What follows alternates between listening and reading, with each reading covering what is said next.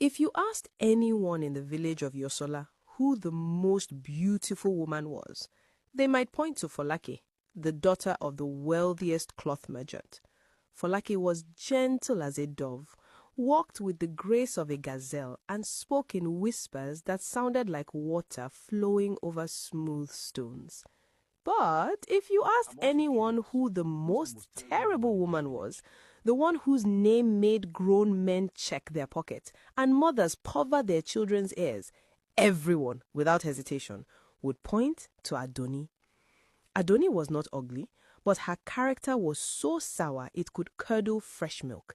She was a fire that refused to be quenched. She was the daughter of Baba Segun, a humble palm wine tapper, but she carried herself with the arrogance of a warlord. One bright morning, the chaos began at the market square.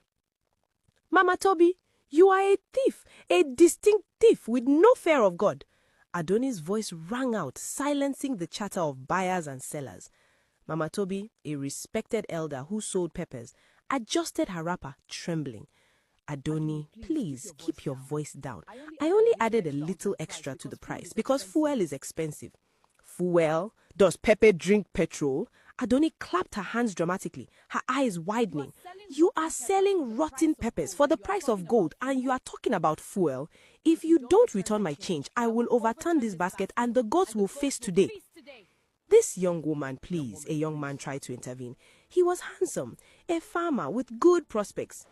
Adoni shoved him aside without even looking at him. "Because you planted 3 yams, you think you can talk when human beings are talking? Go and wash your face. You smell of poverty and bad decisions." The crowd gasped. The man retreated, humiliated. Adoni got her change, hissed long and loud, and stomped away, kicking a stray chicken out of her path.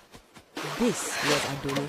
She fought the stream when she fetched water. She argued with the wind if it blew her wrapper the wrong way. She had no friends, only victims. Her mother, Mama Segun, spent her days apologizing to neighbors, crying, "I don't know where she found this spirit. Please forgive her." So, when the town crier beat the gong 3 days later, announcing that the great King Adeyemi, the tiger of Yosola, was finally ready to choose a wife, the entire village rejoiced. They knew the king would choose a woman of virtue, peace, and grace. They looked at Folake, they looked at Bisi, the teacher, they looked at Simi, the priest's daughter. Nobody looked at Adoni.